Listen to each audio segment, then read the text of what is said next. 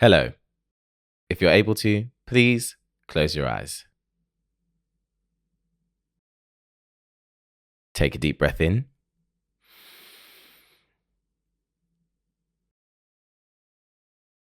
And a deep breath out.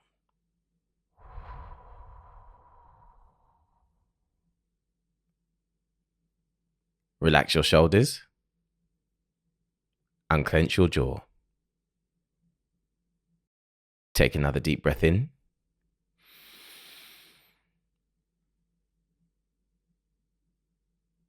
And another breath out.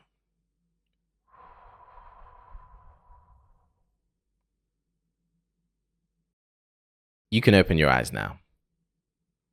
My name is David, and welcome to Mindful Moments. How are you doing today? I hope you're well. Once again, I'm very tired and jet lagged. This feels like a common occurrence recently. I promise it's not. It just so happens that in the month of October, I traveled a lot. I've just come back from Seoul, South Korea. It was an amazing trip. It was really, really amazing. I went with family. The city is amazing. Food was unbelievable. People were really lovely. And it was just a wonderful, wonderful experience. Really, really wonderful experience. Now I'm back, and in the busiest period of my year, leading up to Christmas, I do feel tired. I do feel slightly daunted by the months that are ahead of me. But thinking too far ahead or worrying too far ahead doesn't serve anybody. I'm just going to try and take things day by day, do the things I need to do, and get through it. All that aside, today's episode is another special one, a very special one, another small milestone. We've hit 20 episodes of this podcast. I really want to say just thank you so much for listening. Thank you so much for being here. Thank you so much for the feedback I get every week, the comments, the messages, the answers to the questions. Without an engaged community, creating things like this doesn't have the impact that it could. So I don't take it for granted whatsoever. I really don't take for granted the fact that people give their time and effort every week to listen to this, to really listen to what I'm saying, to engage with it, and to talk to me about it. I really, really appreciate you so much. Thank you for listening. I hope you continue to. I hope you continue to enjoy it. As promised in episode 10, this is episode 20, so I'll be answering 20 questions. Episode 10, I answered 10 questions. Episode 20, I'm going to answer 20 questions. I asked on my Instagram story last week for some questions, and I got some very good ones. So, without further ado, let's answer some questions. 20 for 20. 20 questions for 20 episodes. Let's do it. Question number 1. How do you remain so calm and composed while recording? Very lovely question. Very lovely compliment. Framed as a question. Really nice. I appreciate that very much. I got a lot of questions similar to that. Really, the simple answer is that I am calm and composed. I feel very relaxed doing this. I have a lot of practice speaking. It's obviously what I do daily. And I really do feel like I'm much better at it than I was when I started this podcast. I'm not sure if you, as a listener, have heard the difference, but I do feel a lot more comfortable, a lot more relaxed, a lot less worried about the things I was worried about when I started, which is really nice. I also know and have felt that in the episodes where I've been more myself and been more free and been more relaxed, those tend to be the episodes that people enjoy the most. So it really serves me well to not think too hard about what I'm doing, just relax and be myself. And I appreciate you for letting me be myself. So yeah, I feel calm and composed. I feel relaxed. And that's all down to you guys. So thank you. Question 2. What was the cataclysmic moment of your life when you decided to create your life? That's a very good question. I don't think there was one moment where I decided to make my life what it is. I also don't think I can take that much credit for my life being what it is. Of course, I've made decisions along the way and made choices that have put me in the position I am. And I've tried to make the best choices for myself. But of course, we have so little control over life in general that I think it would be a mistake for me to say that I created my life perfectly to be the way it is. I made the choices I made, and I'm very happy I did. But there are a lot of things that have worked in my favor, and a lot of things that people have done for me that have led to me being here. That being said, one of the moments that really led me to pursue creativity as a career was my first year of university. At university, all my closest friends from university are all from the drama department. They all did drama. And I was led in the direction during school of doing something career-oriented. i.e. law, medicine, engineering, etc. Ended up studying English and French, but originally I wanted to do law just because, that was the direction I was led in. When I went to university was the first time I really met and was around people who had chosen creativity as a thing they were going to dedicate themselves to. And before that, I hadn't really seen that as a possibility for myself. Yet here in front of me were people I hugely respected, hugely admired, doing that for themselves. I really admired the bravery, the effort, the skill it took to commit to doing something creative for the rest of your life. And that was a big moment for me where I said, okay, if these people who are my friends, and we call each other friends, can do this, I'm sure I can do this too. So they really inspired me to do that. So yes, first year of uni, meeting my friends who do drama. That was a huge moment that made me decide to try and create the life that I have now. Appreciate you, my friends from drama. Question 3. Do you have any advice for transitioning into a new stage of life? I never feel I'm ready. That's a really excellent question. I don't think you're ever ready for a new stage of life, especially one that's going to change and shape you in ways that will be truly life-changing. I don't think you're ever ready for that kind of thing. And I think one of the things that creates anxiety is the expectation that you should be. You should be ready for a big change when it comes, especially if it's a change that you've chosen, like changing a job, ending a relationship, something like that. You feel like because I chose this, I should be ready. But I don't think you ever are. I don't think you can know all the possibilities.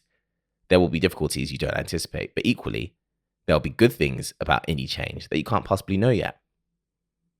So I think removing the expectation to be completely ready and embracing the fact you aren't is the way to go, because you've had big changes before. You've got through those and you are where you are now. So you can do that anytime something changes, and you will do that every time something changes. You will adapt to the change.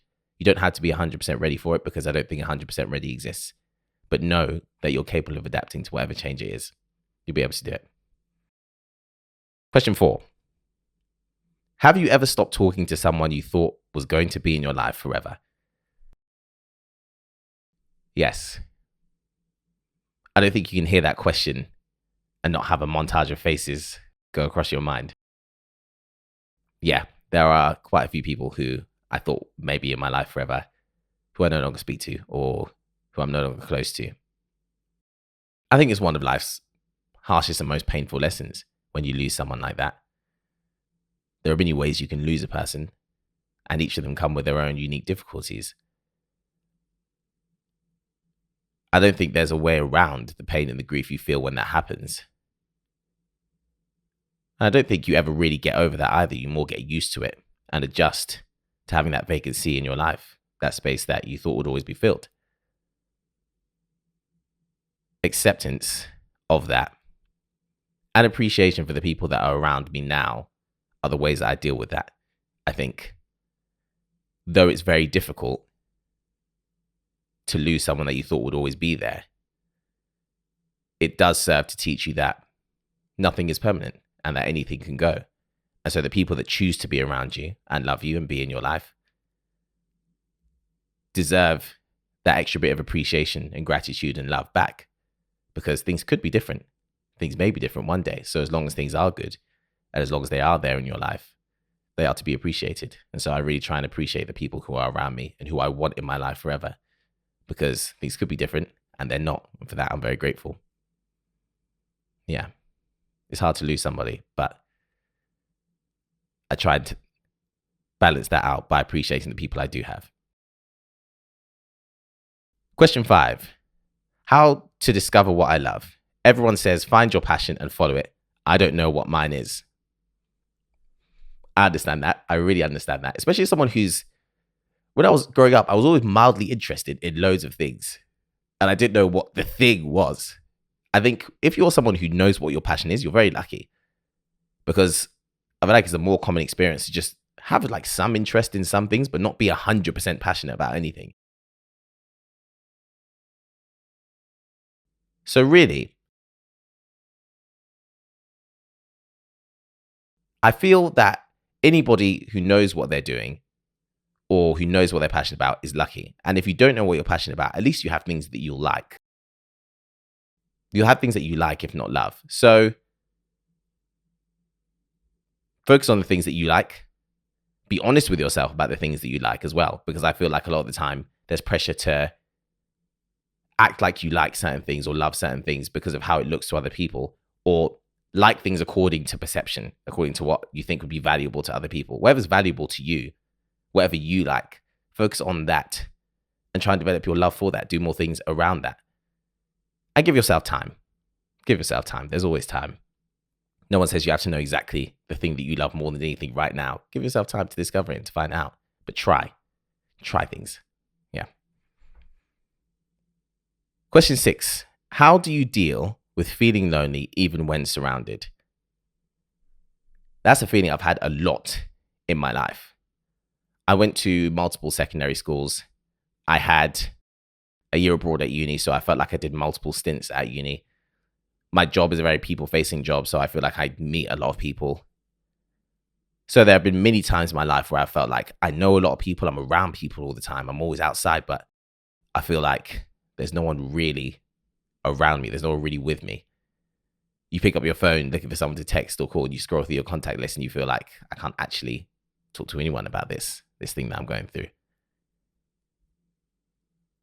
Firstly, I know it's not an easy answer to hear, but this too shall pass. Everything passes. You're not always going to feel lonely. At some point, you will be seen. Somebody will see you. On top of that, I feel like the opposite of loneliness is feeling like you have company and feeling like you're seen. And that doesn't always have to be found in direct human interaction. I think one of the reasons I've always loved music so much is because when I hear lyrics that speak to me, I feel seen. I feel like even if I'm not talking directly to whoever made this piece of art, I'm not alone in this thing I'm feeling because someone's shared it enough and felt it keenly enough to create around it. So I think finding companionship in things that aren't direct human relationships is one of the ways that I've always coped with that. And one of the healthier ways, I think, to cope with the feeling of loneliness despite being around people. So yeah, finding companionship elsewhere, but also knowing that it's not a permanent state of being. You're not always going to be lonely. Those two things together, that's how I've always dealt with it. Question 7. How do you deal with failure? I'm actually much better at this than I used to be. I feel like in the past few years, especially in my life, I've tried so much and tried so many things that failure doesn't really hit me like it used to. So I think actually that's my first answer to the question, to keep doing it. Keep trying. The more you try, the more you fail. But if you try loads of things, they're not always going to be successful. And failure gets easier once you realize it's not a moral failing. It's not inadequacy. It's just, this didn't work. As simple as that. This didn't work is a fact. And then we attach feelings to that. If I keep the fact as it is, and instead of dwelling on the feelings, try something else, then I feel that failure doesn't hit me as strongly as it could.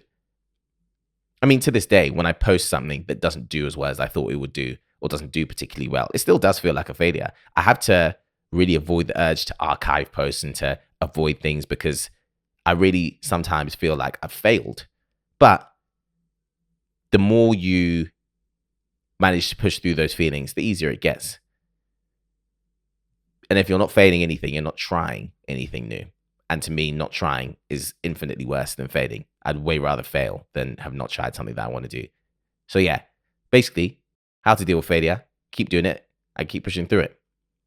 Also, failure evaporates at the point of success.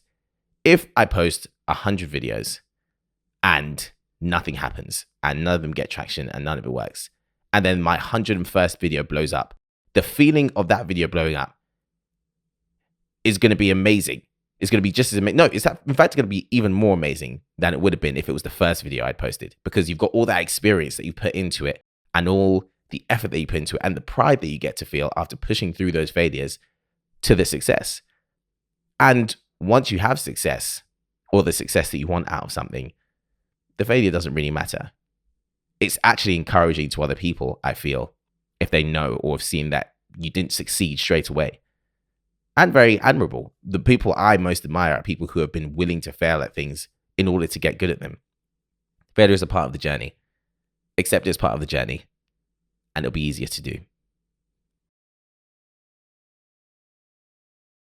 Question 8. How do you give and receive love? What makes you feel appreciated? To nobody's surprise, words of affirmation are my top love language. To give and receive, I'm very good at telling people the good things I think and feel about them. And equally, I love when people verbally affirm me. I love that. I love being told things, good things. It makes me happy.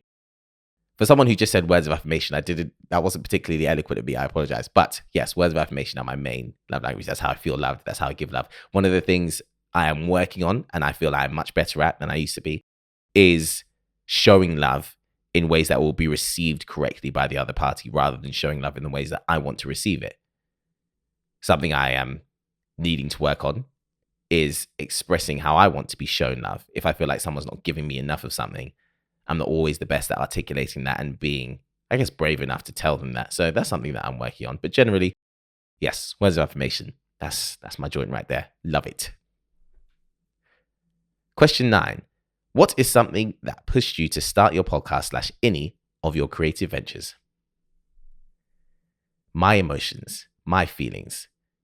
I love what I do. Have I mentioned that ever before? I love what I do. I love everything I do. And it's the love for it. I just have to share the love for it. It's not enough for me to just love it myself privately. I need to share it. I need to show it to the people that know me and come across me. I just do.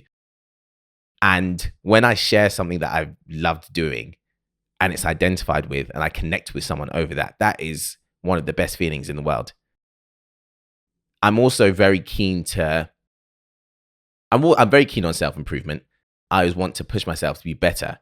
So when it comes to things like starting this podcast, for example, this is a completely new avenue for me. Doing something in long form, having the video version on YouTube, like my YouTube channel, all of that was very daunting. But I knew that doing it would give me skills that I didn't have. I knew that having the discipline to sit and edit for hours a week. I knew that having the foresight to be able to plan, having the patience to sit down and talk for this amount of time, having the meticulosity to do subtitles for all the videos every week, for example, which is what takes me longest. But it's very important to me that A, all my videos are accessible, and B, that the nuance of what I'm saying isn't lost. So I have to do the subtitles myself because there are lots of small details that I really want in there. And I knew it would take a lot of effort from me. But essentially doing all of those things is helping me to grow as a creator. It's helping me to be better. And everyone who gives me their time deserves me to be the best version of myself. Anyone who watches, listens, enjoys anything I create deserves for me to put the maximum of my effort into it. And sometimes I'll get to a point with something where I can do something or create something without having to put the maximum of my effort into it. And that's wonderful. I'll keep doing that. But that's when I tend to think, okay, let me start something else that takes more effort from me so that I continue to give what the people who consume my content deserve. So yeah, that was a bit of a long-winded answer. I'm not sure it was particularly direct, but I hope it was helpful. Question 10. Do you believe in 5-year plans? Because I think they set you up for a world of disappointment. I understand that thinking. I do believe in long-term planning. I'm a big long-term planner myself. It's interesting. When I plan long-term, I tend not to set specifics because I know that man makes planning, God's laughs. You know, it's very easy for plans to go awry. It's very rare to set expectations for 5 years in the future and be accurate on everything that you expect. So I really do my best to be realistic with my planning and make my goals broad and adjustable. I think it's fine to plan long term as long as you're not too attached to the outcome, as long as you don't hedge all your bets on something specific happening. And also, I think it's impossible not to move through life and not plan for the future. I think with the way the world works, with the way society works, it's impossible to just wing it constantly. So you do have to plan. You do have to think about certain things. It's just, tempering your expectations for outcomes is very necessary when it comes to planning long term, because anything can happen in life, anything can change. So doing my best to make sure I temper my expectations is the way I get around that. But I do believe in long term planning. I do. And even when disappointment comes, being able to cope with it is a really big skill to have and a necessary skill to have, because disappointment happens all the time. To not plan for fear of disappointment, I think, would be understandable, but I would feel like I wasn't giving myself what I deserved. I wasn't giving myself enough faith to try and make things happen, or enough belief that I'll be able to deal with disappointment when it comes, because we're stronger than we think. So yeah, I do believe in long-term planning, just as long as your expectations are able to be adjusted accordingly if things don't go to plan. Question 11. How do you stay motivated and make time to pursue your passion while maintaining a 9-to-5?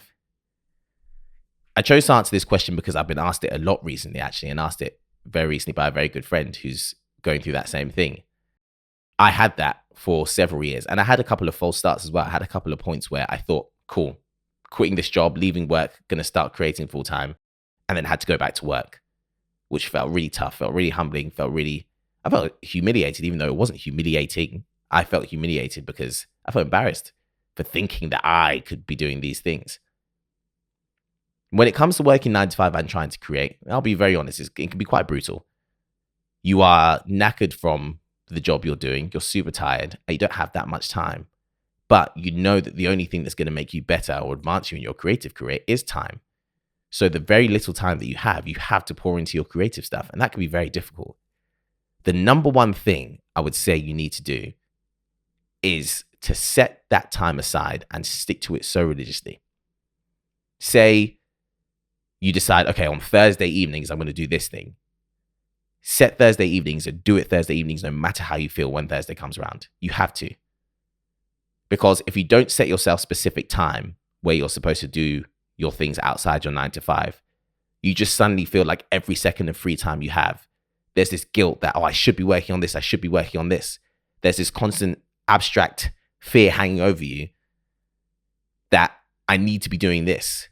So you need to set a schedule where at least, okay, Thursday evening, I've done this. Wednesday evening, if I don't feel like doing anything, I can relax because I know, okay, Thursday evening, I'm going to do this. Friday evening, I can be relaxed because I know I did this on Thursday. And obviously that's just one example. It doesn't have to be a Thursday evening, but you know what I'm saying. Basically, create the time or set the time where you work on your other stuff and don't deviate from it, no matter how you feel. And that's the second thing, is that unfortunately, it feels unfair. It feels exhausting. It feels like it's more than you can possibly do. But you just have to do it. You just have to do it. So many times when I was working 9-to-5, and obviously 9-to-5 usually, especially if you factor in a commute, isn't just 9-to-5, it's so many hours. And there'll be times where I was up in the early hours in the morning thinking, I can't do this. I'll be thinking, I can't do this, and doing it. To have what most people don't have, you have to do what most people won't do.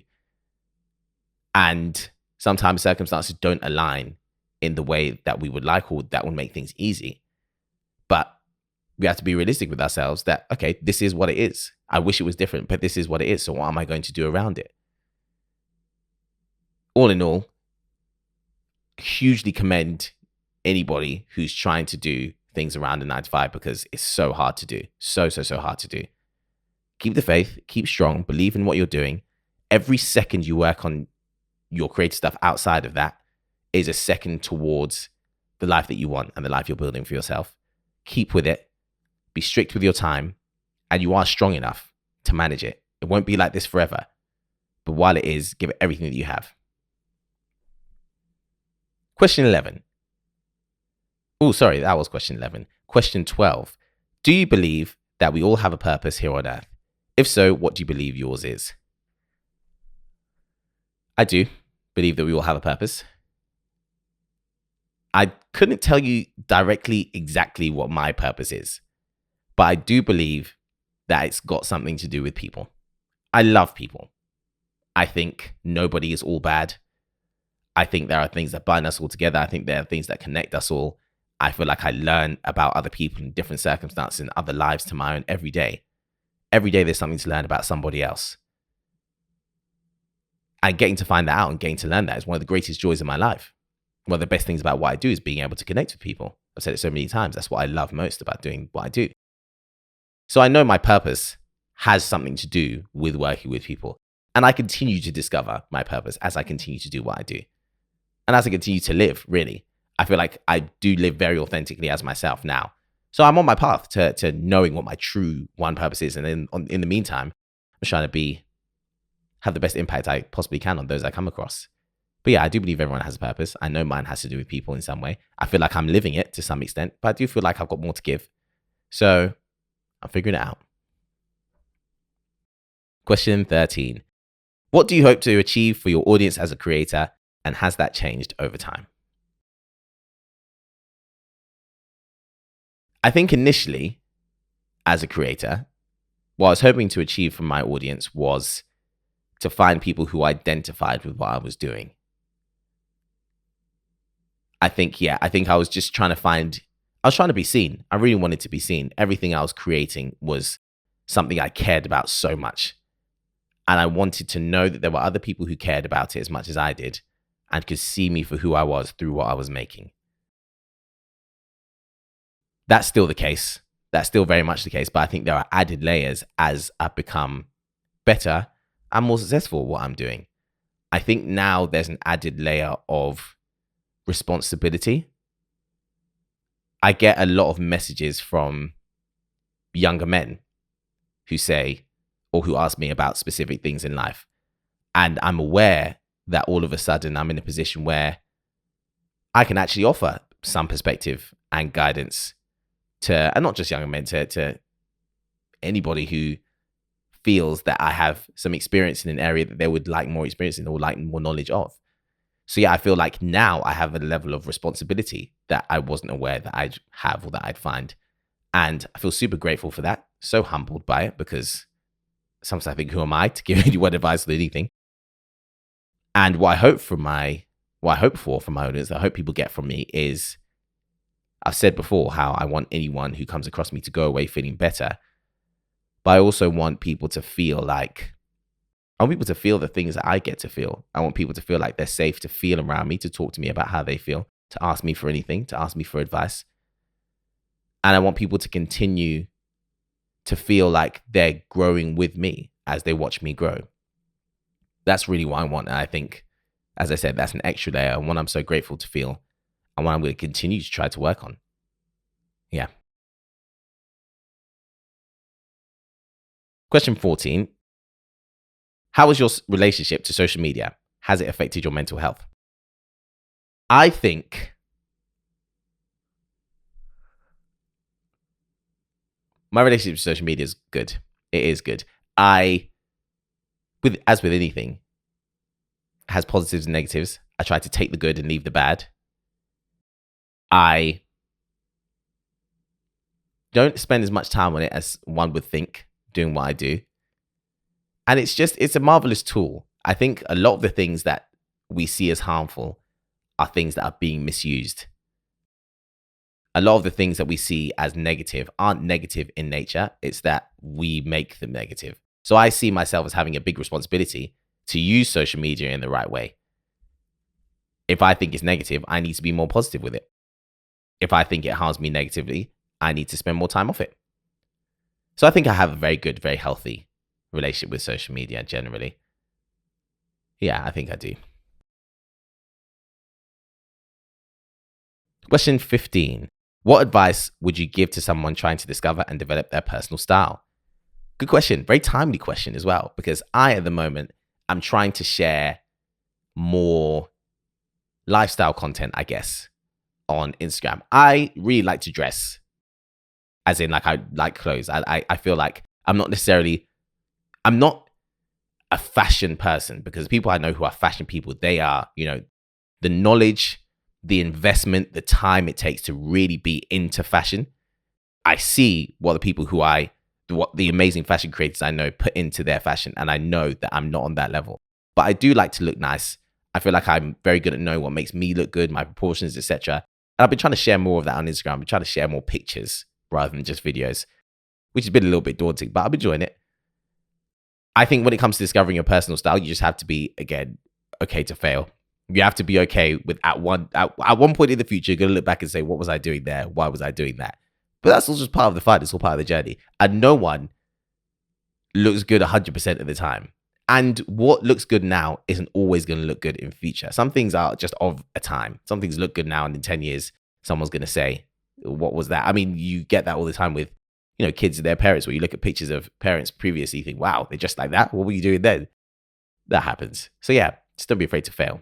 And I'm saying that to whoever asked the question. I'm saying that to me too, because yeah, can't be afraid to fail. Question 16. What do you like to drink in winter? Hot chocolate. Hot chocolate for me is a winter delight to drink. Sometimes with all the trimmings, with the cocoa and the cream, etc. Cocoa, marshmallows and cream, etc. But generally, yes, winter is hot chocolate for me. Tea is a year-round thing.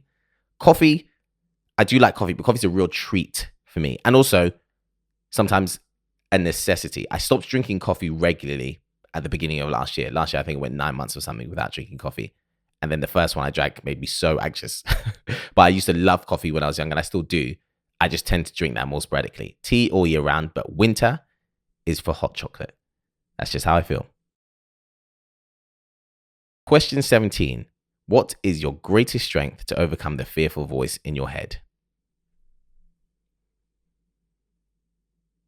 Mine is quite a loud one.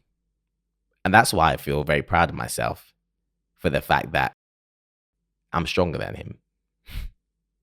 I'm much stronger than him at this point. Wasn't always, but I am now. Practice. It's like a muscle. The more you do it, the easier it gets. It's still heavy. The weight of that is still heavy, but you just get easier at striking it off. And sometimes I will go as far as to write down or make tangible the times where I thought I wouldn't be able to overcome my fear to do a certain thing, and I've managed to. Sometimes I have to do that. But yeah, to overcome the fearful voice in your head is a case of practice. And it doesn't even have to be like the biggest things every time. Just small things I was more anxious to do before that I do now.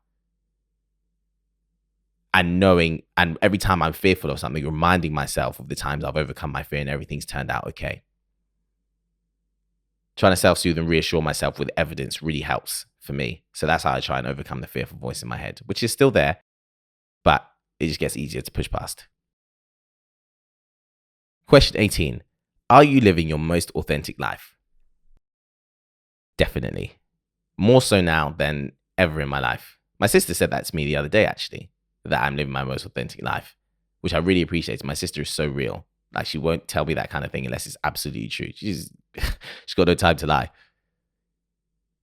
I'm definitely living my most authentic life. I think it shows up most in the things I create and the people that I'm around.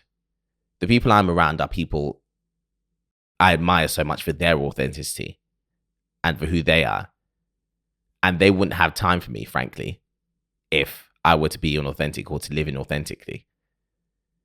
I actually know that I've become a much stronger character and become someone I like and respect a lot more because of the people I'm around. I have friends now that I don't think I would have had a strong enough personality to be friends with 4 or 5 years ago, because I would have felt that they'd seen my own authenticity and seen my pretense at the time. And that would have made me scared to be around them for fear that they'd see me for fear that they would see me for who I was. Whereas now, anyone can see me. I don't mind, because I am who I am. If someone doesn't take to me, is what it is. So yeah, I'm definitely living my most authentic life. I feel like it shows up in the things that I create as well. I feel I wouldn't have, again, a community I respect so much, people who are so freely willing to be vulnerable and open, etc. I wouldn't have that community if I weren't authentic in the things I was creating, the things I was doing. So yeah, definitely living my most authentic life. I'm very grateful for it too. It's much more relaxing. It's much more relaxing. Question 19. How do you balance finding a routine, being comfortable, and getting out of your comfort zone? Knowing when it's the season for each of those things. Sometimes all three of those things can work together. Sometimes you can only focus on one. Sometimes two work concurrently. Just recognizing when it's time to do all of them, because you can't do all of them all the time. You can't. But knowing when it's the time to, and when I don't know when it's the time to, committing to doing one and being okay with being wrong. Choosing. If I make a choice and the choice is wrong, I can at least know that I made that choice for a reason and not punish myself for being wrong about it. But yeah, knowing when it's the season for each. And listening to my instincts on that too, because we know a lot more than we think. Question 20. Our final question. What do you want from life? Big one. I am for contentment. We all know this. Contentment, fulfillment, and balance. Those are the things I aim for more than anything. I feel like I have access to a lot of those things a lot of the time. And that's another thing. My life is never going to be 100% what I want it to be because life doesn't work like that. So if I can be contented, feel fulfilled, and have a good balance in all things, generally, then I feel like I'm living a good life. And right now, I feel like I'm living a good life, which I think is a good note to end on. Thank you so much, once again, for being here today, for having been here for 19 previous episodes, and for the mini episodes in future I hope you are around for. Whatever you're doing this week, I hope you have a wonderful one.